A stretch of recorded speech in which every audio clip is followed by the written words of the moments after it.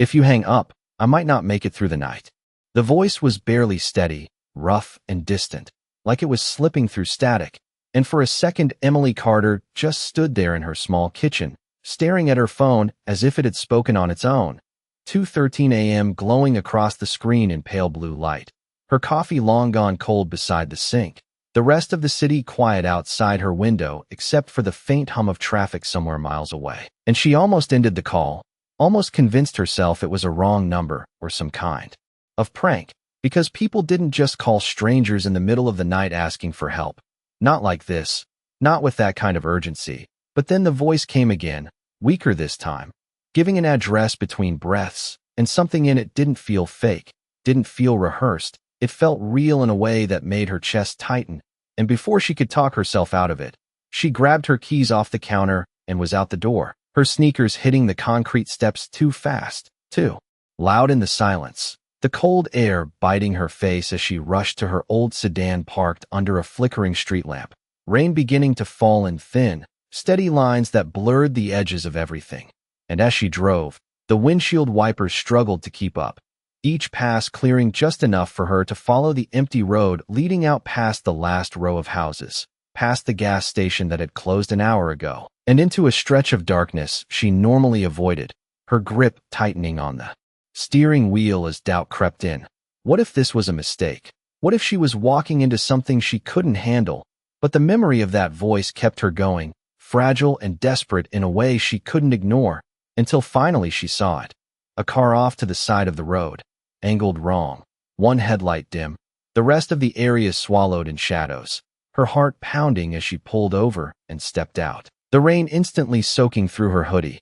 And there he was, a man leaning against the side of the car like he'd run out of strength just trying to stay upright, his clothes darkened by rain, his face pale under the faint light. And when he looked up at her, something in his eyes caught her off guard.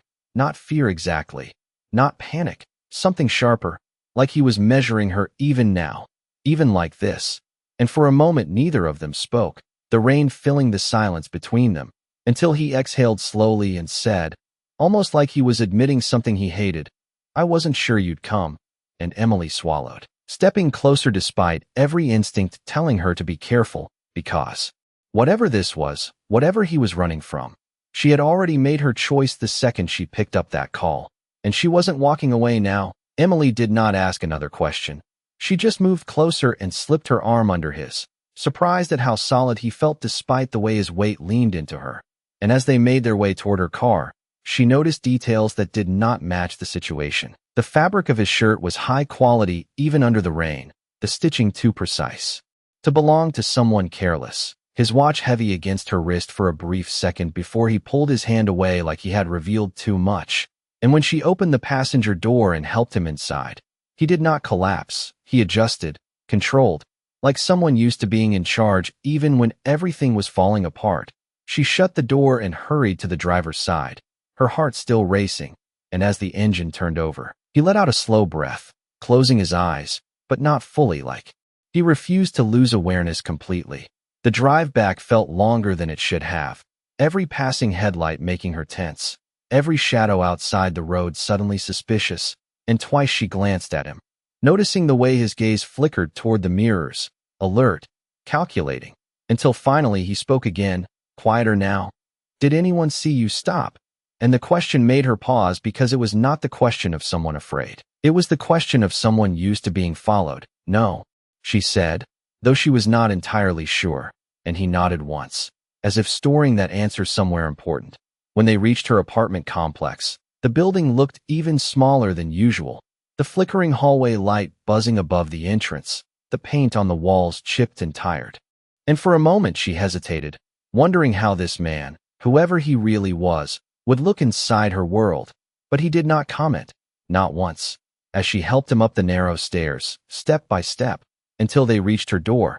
Inside, the space was warm but modest, a couch that had seen better days, a small kitchen barely big enough for one person, and she guided him to sit down, grabbing a clean towel and a first aid kit without thinking, her hands moving on instinct as she cleaned the rain from his face, careful, focused, and he watched her the entire time, not with suspicion, but with something quieter, something like curiosity, as if he could not quite understand why she was doing this. "You should have left me there," he said at one point, voice low, and she shook her head, not even looking up. "No one deserves that." And for a brief second, something shifted in his expression, something almost human beneath the control. Then his gaze dropped to the table where she had placed his watch, the metal catching the light, unmistakably expensive now that it was clean, and Emily noticed it too, her hands slowing just slightly. Because this was not normal, none of this was normal, and yet she kept going, wrapping the bandage carefully, finishing what she started, until finally he leaned back, eyes closing for real this time, exhaustion pulling him under, and in the quiet that followed, Emily sat there, staring at the man she had just brought into her life, a stranger who clearly did not belong in it, and for reasons she could not explain.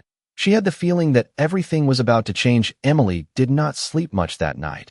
Not really. She sat in the chair across from the couch, a thin blanket wrapped around her shoulders, watching the slow rise and fall of his breathing as the hours stretched toward morning, the rain eventually fading into silence outside her window, and every so often he would shift slightly, his brow tightening like he was fighting something. Even in his sleep, whispering words too low to fully catch, fragments that made no sense on their own but carried weight. Names, numbers, something about a deal, something about trust, and each time it happened, Emily felt that same quiet unease settle deeper in her chest.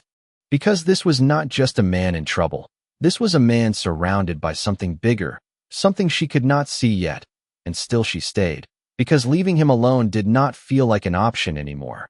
When the first light of morning slipped through the blinds, pale and soft, she finally stood and moved quietly to the kitchen, making coffee more out of habit than need, her mind replaying everything from the night before, the call, the road, the look in his eyes, and especially that watch. Now sitting on the small table, clean and unmistakable, she picked it up again, turning it slightly under the light, the weight of it surprising, the craftsmanship precise, something you did not just stumble across, something you earned or were born into. And that thought alone made her glance back toward him, still asleep, still somehow composed even in rest, like the world bending around him instead of the other way around. She set the watch back down quickly as if it did not belong in her hands, and just as she turned away, her television flickered to life with the morning news she had left on low volume, voices blending into the background until one phrase cut through clearly enough to stop her in place. "Missing businessman. Possible targeted incident." The words pulled her attention instantly, and she stepped closer, eyes narrowing as the screen showed a photo, sharp suit, confident posture, a man standing in front of cameras and flashing lights. And for a moment her mind refused to connect the image to the person on her couch, but the longer she stared, the more impossible it became to deny. The same jawline, the same eyes, the same presence even through a screen. Daniel Hayes. The name appeared beneath the image, along with words like billionaire, CEO, and investigation. Her breath caught as realization hit all at once. The man she had picked up in the dark, the man sleeping 10 feet away from her, was not just someone in trouble. He was someone the entire city was now looking for, and suddenly every small detail from the night before made sense in a way that made her pulse quicken. The question about being seen, the way he watched the mirrors, the control even when he could barely stand. And just as she turned slowly back toward him, trying to process what this meant, what she had just brought into her home, his eyes opened, clear, focused, and fully aware, and this time when he looked at her, there was no confusion, no weakness, just a quiet certainty, as if he already knew she had figured it out. And in that silence, the space between them shifted completely. Emily did not move at first, her fingers still resting lightly against the edge of the kitchen counter, as Daniel Hayes pushed himself up slowly from the couch, not rushed, not confused, but deliberate, like someone who had already assessed the room, the exits, the distance between them, and every possible outcome in a matter of seconds.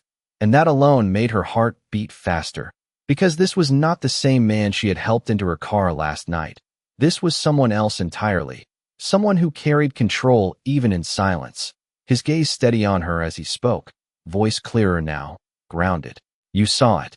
And it was not a question, it was a statement, and Emily swallowed, nodding once, unable to pretend otherwise. the television still murmuring behind her, repeating headlines that suddenly felt too loud for the small space.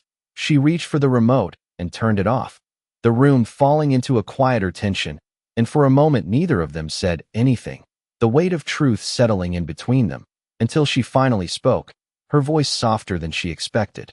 "You are the man they are looking for." And something in his expression shifted just slightly, not denial, not fear, just acceptance, like this moment had been inevitable. "Yes," he said simply, and the word carried more than explanation ever could. Emily let out a slow breath, running a hand through her hair as her thoughts tried to catch up, the night before replaying in flashes, the road, the rain, the way he had asked if anyone saw her, and now every detail felt sharper, more important. "Why did you not tell me?" she asked, not accusing, just needing something to hold on to. And he studied her for a second before answering. "Because I did not know if I could trust you."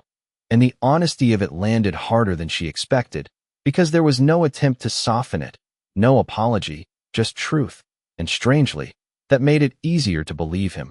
She looked down at the watch again, then back at him. "And now," she asked quietly, and this time he did not hesitate. "Now I know you helped me when you had no reason to." And there was something different in his tone, something that almost sounded like respect. But before she could respond, a sound from outside cut through the moment, a car door closing somewhere too close to her building. Both of them reacting instantly, his posture straightening, her breath catching as his eyes shifted toward the window, calculating again, alert in a way that sent a chill through her. "Do you usually have visitors this early?" he asked, already moving, his steps careful but fast as he crossed the small space. Emily shook her head quickly, her voice barely above a whisper, "No." And that was all he needed to hear. He reached for the table, grabbing the watch and fastening it back onto his wrist with practiced ease, the simple motion somehow restoring a piece of who he was. Then he turned back to her. Closer now, his voice lower, steady. "I need you to stay calm."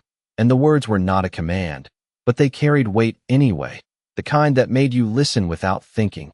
Emily nodded, even as her heart raced, and for a second their eyes locked.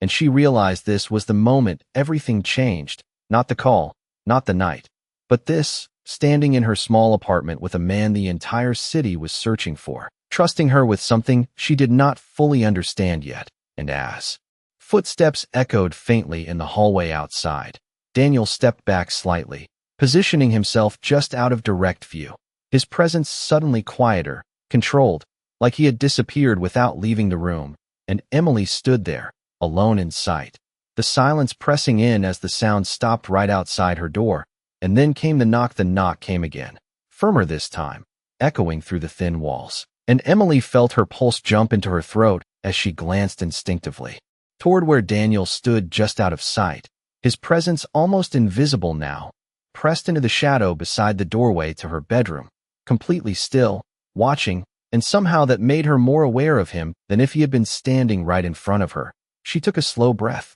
forcing her hands to steady as she stepped toward the door, every instinct telling her to stop, to think, but there was no time for that. Not anymore. The hallway outside remained silent except for the faint hum of the building's old lights, and when she reached the door, she hesitated just for a second, her hand hovering over the handle. Then she leaned slightly toward the peephole, her breath catching as she saw two men standing there, dressed simply, nothing flashy, nothing obvious, but something about the way they held themselves felt wrong. Too still, too focused, like they were not just knocking on doors, they were searching. "Miss Carter." One of them called out, his voice calm, controlled, and hearing her name sent a cold ripple down her spine, because she had not told anyone, not a single person, and behind her, she felt rather than saw Daniel shift slightly, a silent confirmation that this was exactly what he had expected. Emily straightened slowly, forcing herself to think, forcing herself to act normal, because anything else would give everything away. She opened the door just enough to step into the frame, keeping her body between them and the inside of her apartment, her expression neutral. "Can I help you?" she asked, her voice steadier than she felt. The man closest to her gave a polite smile, the kind that did not quite reach his eyes. "We are looking for someone who may have been in this area late last night," he said, his gaze briefly flicking past her shoulder. scanning without being obvious. We just need to ask a few questions. Emily nodded slowly, buying herself a second, her mind racing, replaying every detail, every movement from the night before. I was home, she said simply, keeping it short, not adding anything extra, because that was safer. The second man shifted slightly, his attention lingering on her a moment longer than necessary, as if weighing her response. And for a split second, she wondered if they could hear her heartbeat, if they could feel the tension in the air behind her. But then the first man nodded once, polite again.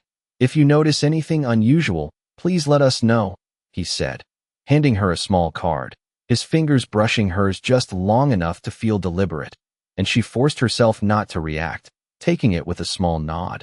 "Of course," she replied, and then they stepped back, turning away without another word, their footsteps fading down the hallway. But Emily did not move right away. She stood there, the door still slightly open, listening, counting seconds until she was sure they were gone, and only then did she close it slowly, the click of the lock sounding louder than it should have. When she turned around, Daniel was already there, no longer hidden, his expression unreadable but sharp, focused in a way that made everything else in the room feel smaller. "They are not police," he said quietly, and Emily let out a breath she had not realized she was holding, her fingers tightening around the card in her hand. "Then who are they?" she asked, and for a moment he did not answer, his gaze drifting toward the door as if he could still see through it, then back to her. And when he spoke, his voice carried something heavier than before, something that made the situation feel far more serious than she had allowed herself to believe. The kind of people who do not stop looking. And as the weight of those words settled in, Emily realized that whatever she had stepped into last night was not going to end with a simple explanation. It was only just beginning. Emily stood there for a moment, the card still in her hand, her fingers tracing the edge without realizing it as Daniel moved past her toward the window, his posture shifting again into that quiet, controlled focus, pulling the curtain just enough to glance outside without being seen. And she watched him, trying to reconcile the man she had helped with the one standing in her apartment now, because they were the same person and yet completely different. "They knew your name," he said after a second, his voice low but certain, and Emily looked down at the card again, her stomach tightening. "I never told anyone," she replied, more to herself than to him, and he nodded once as if that confirmed something. "Which means they are not guessing," he said, letting the curtain fall back into place, the room dimming slightly as the morning light filtered through the fabric. Emily took a step closer, her thoughts racing again. "Then how did they find me?"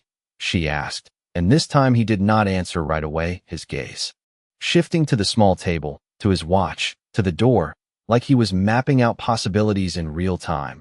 "Because I made a mistake," he said finally, and there was a weight in that sentence that made her pause, because it was not something he said lightly. "What kind of mistake?" she asked, her voice softer now, and he met her eyes directly, no hesitation. "I trusted the wrong person." And something about the way he said it made it clear that this was not just business, not just money. It was personal, deeper than that. Emily exhaled slowly, trying to process everything. The knock, the men, the news, him, all of it layering together into something she could no longer pretend was simple. "So what happens now?" she asked. And for the first time since she met him, Daniel looked at her not as someone assessing a situation, but as someone making a decision. And when he spoke, his voice was steady, deliberate. "Now I leave before they come back." And the words landed harder than she expected, because even though she had only known him for a few hours, the idea of him walking out into whatever was waiting outside did not sit right with her. "You cannot even stand properly yet," she said quickly, and he gave a faint, almost humorless smile. "I will manage," but she shook her head before he could move, stepping slightly in his path without fully realizing she had done it. "That is not a plan," she said, her voice firmer now, and for a second they just stood there, looking at each other, the tension different this time, not fear, not suspicion, but something closer to conflict. And then he glanced toward the door again, calculating the time, the risk, the distance, and she could see it in his eyes, the instinct to move, to disappear, to handle everything alone. But she also saw something else, something quieter, hesitation, and that was all it took. You said you trusted the wrong person, she continued, softer now, but steady. Then maybe it is time you trust the right one. And the words hung in the air between them, unexpected even to her.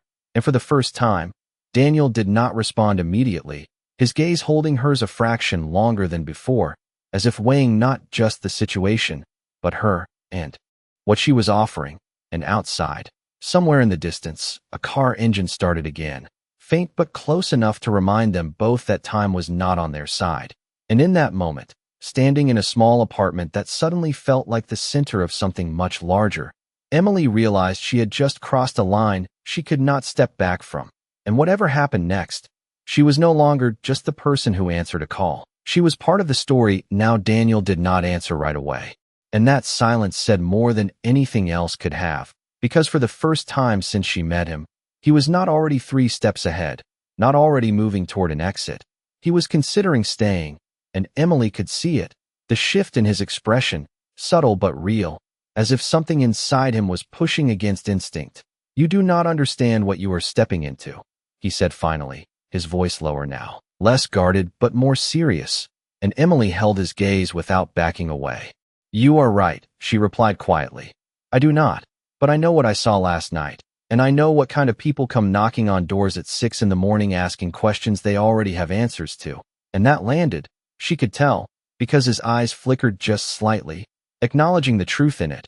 Outside, the faint sound of that same engine lingered, idling somewhere close, not leaving, not yet, and the air in the room felt tighter because of it. If you walk out now, she continued, you walk straight back into whatever put you in that situation. And this time he exhaled slowly, running a hand briefly across his jaw as if grounding himself. And if I stay, he said, I bring it here. And that was the first real conflict between them, not spoken as an argument, but as reality. Emily glanced around her apartment, at the worn couch, the chipped paint, the small kitchen, everything about her life simple and contained, and then back at him, a man whose world clearly operated on a completely different scale, and yet somehow they were standing in the same space, facing the same moment. It is already here, she said softly, lifting the card slightly in her hand. And that was it. That was the point that could not be undone. Daniel looked at the card, then at her, and something in his posture shifted again, not defensive this time, not ready to run, but steady, like he had made a decision. There is a place, he said after a moment, his tone measured. Not far from here, somewhere I can reach without drawing attention, but I cannot get there alone. And Emily did not hesitate this time, not even for a second. Then you are not going alone, she said, and for a brief moment there was a flicker of something unexpected in his expression, something almost like disbelief, like he was not used to someone choosing to step forward instead of stepping back. He nodded once, slow but certain.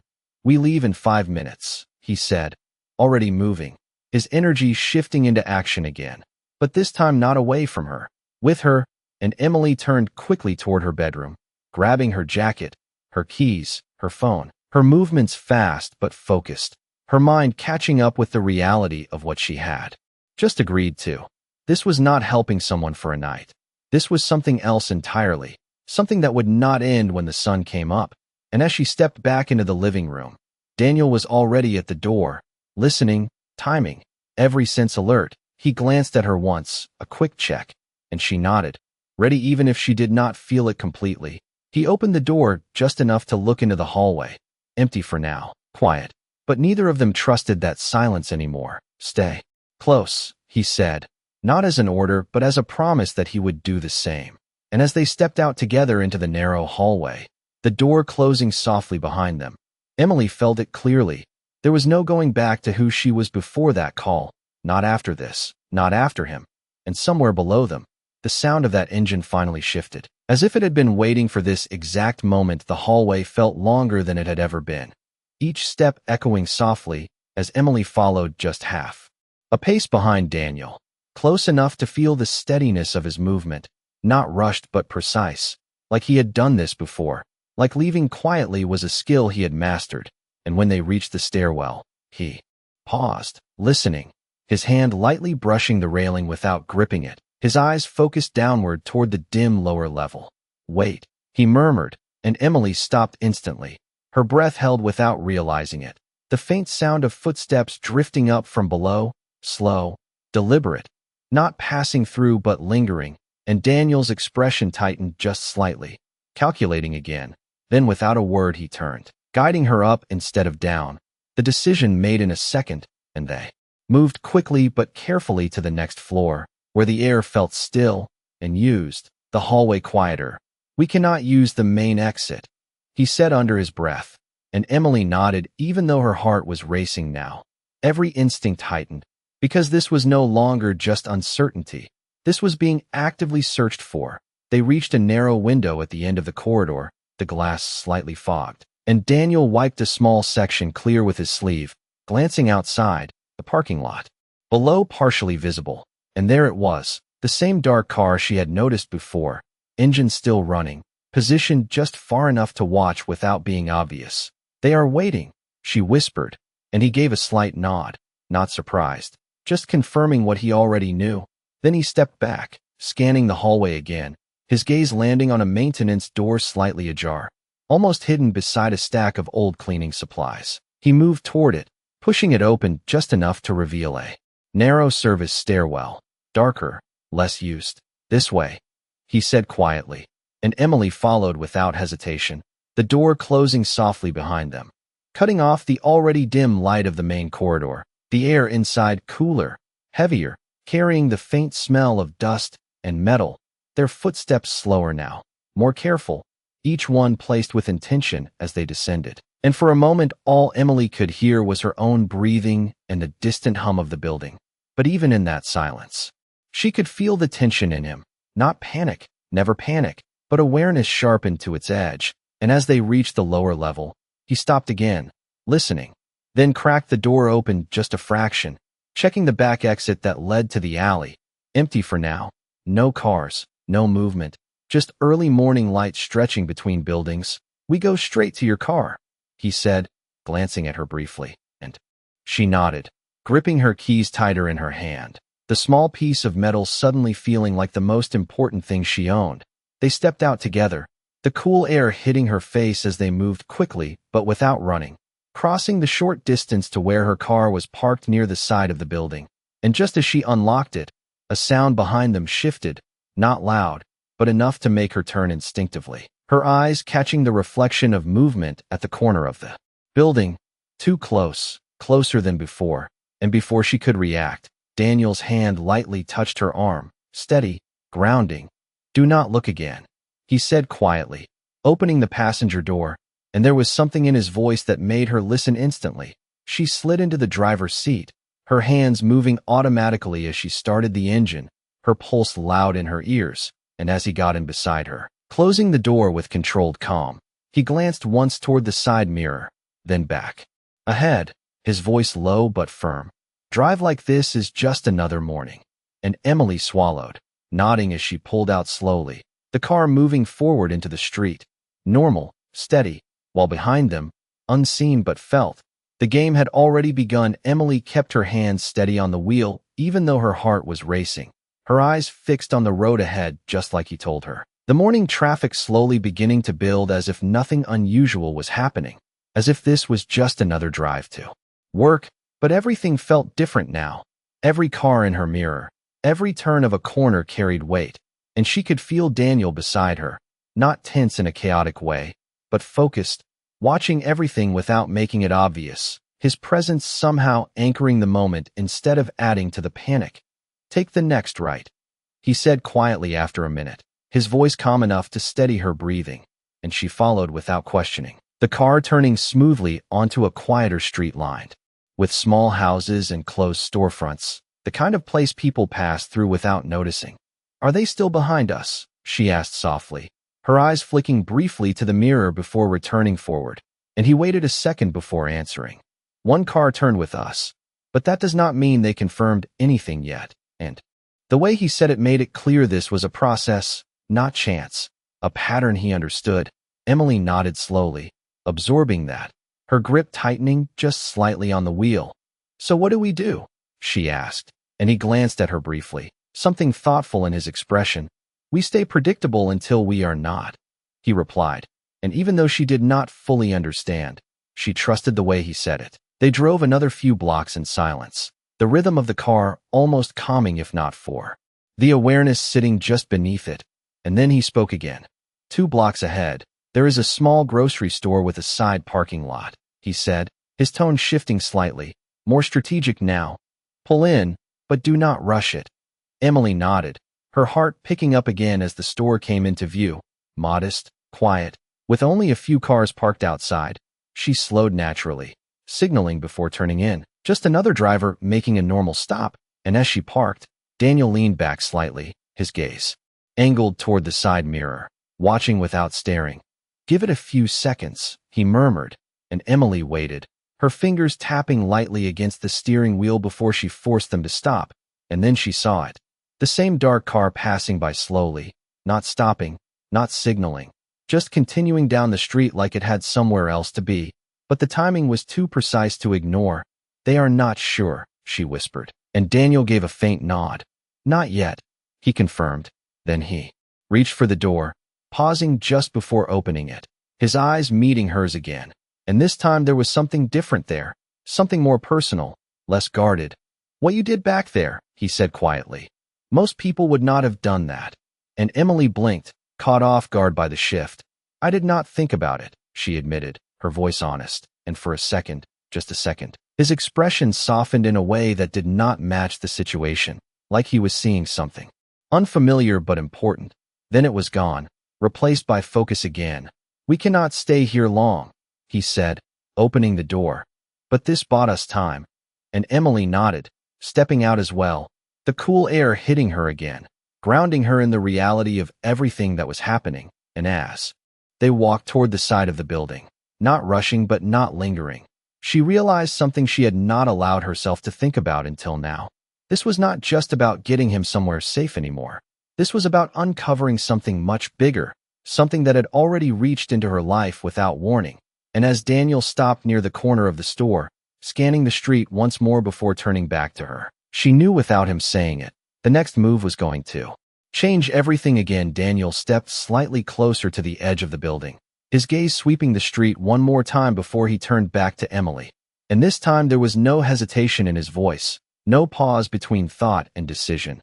There is a secure location about 15 miles from here, he said, his tone calm but precise. It is not on any public records, not connected to my name in any obvious way, and it is the only place I can think of where we will not be followed.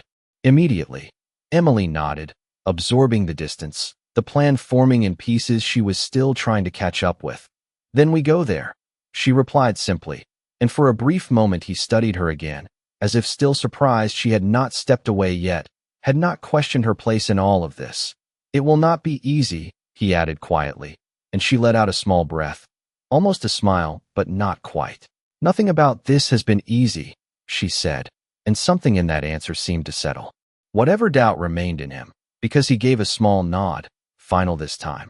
Then we move now, he said, already turning back toward the car, and Emily followed, her steps steady even though her mind was racing, because somewhere between that phone call and this moment, fear had shifted into something else, something stronger, something that made her keep going instead of pulling back. They got back into the car quickly, but without rushing, maintaining that same careful rhythm, and as she started the engine again, Daniel leaned slightly forward, his eyes scanning the mirrors, the street, every passing detail. Drive straight for 3 blocks, then take the highway ramp heading west, he instructed, and Emily followed, her movements smoother now, more controlled, the earlier panic replaced by focus, the car merging back into traffic as the city continued to wake around them. People stepping out of coffee shops, cars lining up at lights, everything ordinary, everything completely unaware of what was unfolding just beneath the surface. You said you trusted the wrong person, she said after a moment, her voice quieter now, not pressing but needing to understand, and Daniel exhaled slowly, his gaze fixed ahead. Someone close to me had access to information that should have never been shared, he said, each word measured, and even without details, Emily could hear the weight behind it, the kind of betrayal that did not come from strangers.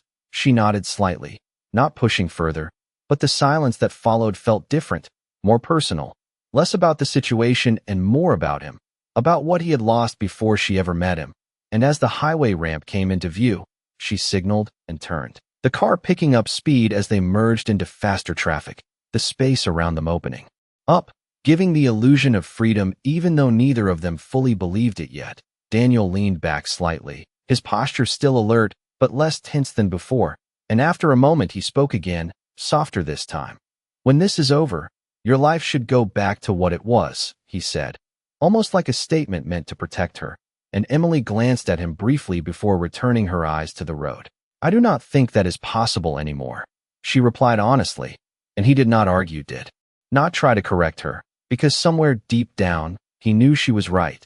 The road stretched ahead of them now, long and open, leading towards something neither of them could fully see yet. And as the city slowly disappeared behind them, replaced by quieter stretches of highway and distant trees, Emily realized this was no longer just about helping someone survive a night.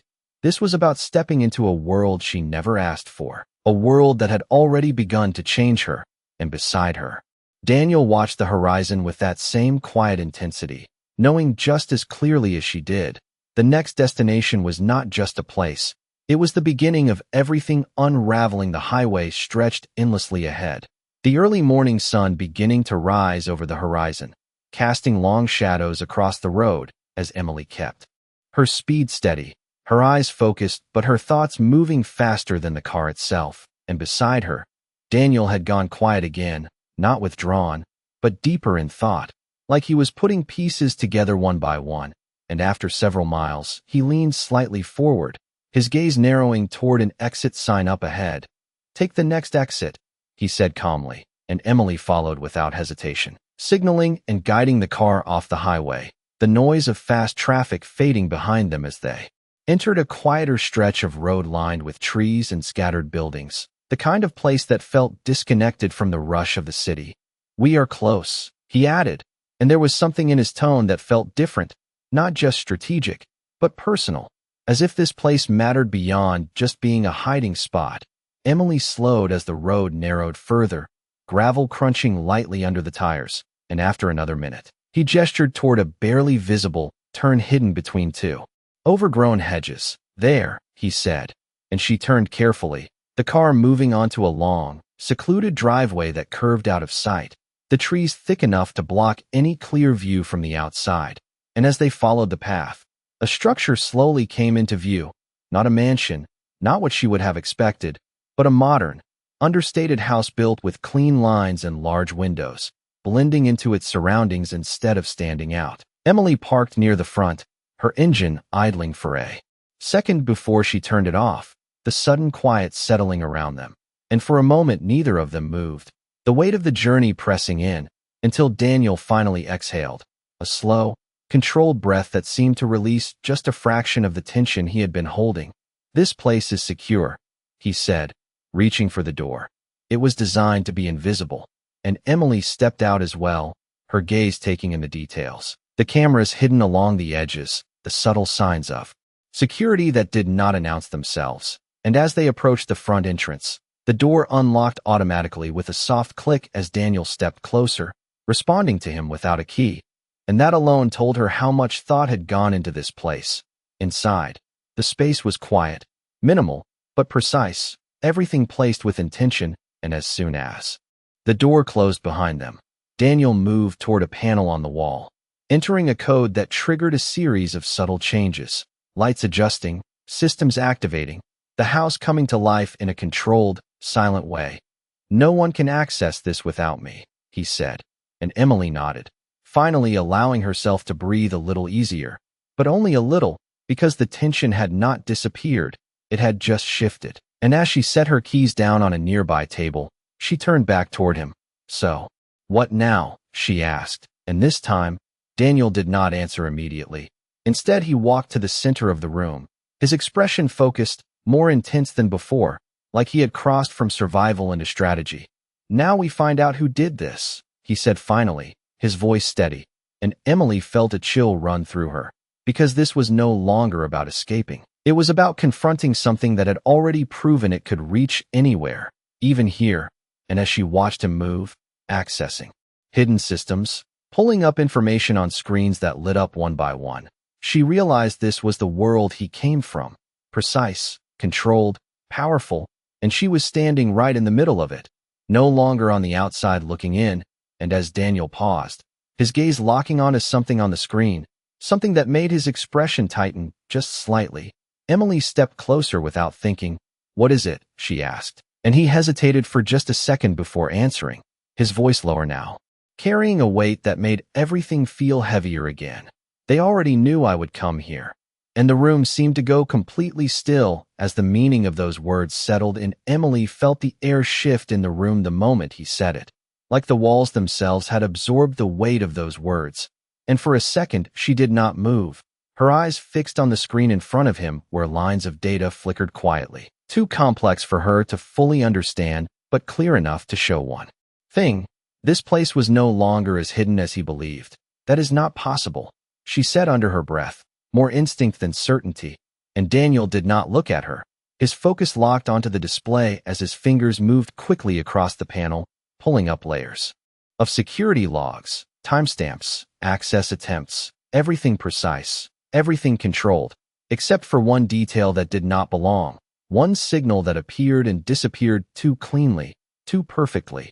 "It should not be," he replied, his voice calm but sharper now, like something inside him had just aligned into a clearer, more dangerous understanding. Emily stepped closer, her heart beginning to race again. "Then how?" she asked, and this time he stopped, his hand resting against the console. As he finally looked at her, and there was something different in his expression, not just tension, but realization. "Because they are not tracking the location," he said slowly. "They are tracking me." And the simplicity of that answer made everything feel heavier, more unavoidable. Emily's breath caught slightly as she processed it. "You mean something on you," she said, her gaze instinctively dropping to the watch on his wrist, to the jacket he had not changed, to every small detail that suddenly felt important. Daniel followed her glance, then shook his head slightly. "Not something obvious," he said, his tone more certain now. "Something embedded, something I would not question." And as he said it, his expression shifted again, tightening just enough to show he had found something, his hand moving to the inside of his sleeve, tracing along the seam before stopping, his fingers pressing lightly against a small, almost invisible section. And for the first time since she met him, Emily saw a flicker of something close to frustration cross his face. Not panic, never panic, but the kind of controlled anger that came from being outmaneuvered. "It was planned," he said quietly, almost to himself, "every step." And Emily felt a chill run through her, because this was bigger than she had imagined. This was not just someone chasing him. This was someone who knew him well enough to anticipate every move, every fallback, every safe place. And as Daniel pulled his hand back, his gaze returning to the screen, his posture shifting once more into that focused, strategic calm, she realized something else too. He was no longer reacting. He was adapting. "Can you disable it?" she asked quickly, and he gave a slight nod. "I can isolate the signal," he said, already working again. "But it will not be immediate, and once I do, they will know I am aware." Emily swallowed, the weight of that sinking in. "So what happens then?" she asked, and this time he did not hesitate at all, his voice steady, decisive. "Then we stop running," he said, and when he looked at her again, there was something different there, something stronger, more certain than anything she had seen before. "And we make them come to us on our terms." And in that moment, standing in a place that was supposed to be safe but was no longer untouched, Emily understood that the story had shifted again. This was no longer about escape. This was about turning the entire situation around. And somehow, without ever planning it, she had become part of that decision. The room felt different now, not just tense but intentional, like every second had purpose as Daniel moved with quiet precision, isolating the signal he had identified while Emily stood just a few steps behind him, watching the transformation unfold. Because the man who had leaned against her car in the rain felt far away now, replaced by someone who understood control at a level she had never seen before. And yet somehow, he had not shut her out, had not asked her to step aside.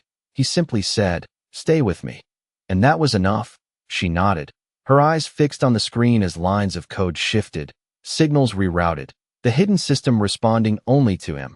I can mask it for 3 minutes, he said, his voice calm but exact. After that, they will know I have changed the pattern. Emily felt her pulse quicken. 3 minutes for what? She asked, and he turned toward her fully now, his gaze steady. To make them believe I am still running, he replied, and for the first time, she understood. This was not just defense. This was strategy. He reached for a smaller panel, activating a secondary system that projected a false signal away from the house, miles in the opposite direction, moving fast, erratic, exactly how someone desperate would move. They will follow that, he continued, because that is what they expect. And Emily let out a slow breath, the plan clicking into place. And us? She asked, and something in his expression softened just slightly. Not uncertainty, but something quieter, something personal. We stay here, he said, because they will not expect me to stop. The simplicity of it made her almost laugh, but she did not, because it was too real, too close. The system completed its sequence with a quiet tone, and Daniel stepped back, watching the screen as the false signal moved further away, faster, drawing attention exactly where he wanted it. It is done, he said, and for a moment, everything was still, no alarms, no interruptions, just silence. But it was not empty anymore. It was controlled, chosen. Emily exhaled slowly, the tension in her shoulders easing for the first time since the night before. And without thinking, she looked at him, really looked this time, not as a stranger, not as a headline, but as the person who had trusted her with everything he had left. You could have left me out of this, she said quietly, and he met her gaze without hesitation. I did not want to, he replied, and there was no calculation in that answer, no strategy, just truth. And something in her chest tightened in a way she did not expect, because in the middle of all of this, something real had formed, something neither of them had planned. Outside, the world continued as if nothing had changed, but inside that house, everything had shifted, not just the situation, but them. And as Daniel stepped closer, not invading her space but not distant either, he said something that carried more weight than anything else he had told her so far. When this is over, I will not forget what you did. And Emily held his gaze, her voice steady even as everything around them felt uncertain. Then do not let it end the way they planned, she said. And for a moment, just a moment, the tension broke into something stronger, something shared, and Daniel nodded once, not as a billionaire, not as a target, but as someone who had found something unexpected in the middle of chaos. And as the screen behind them continued to track the false path moving further away, buying them time, space, and a chance to turn everything around, one thing became clear: this was no longer just his fight, it was theirs now.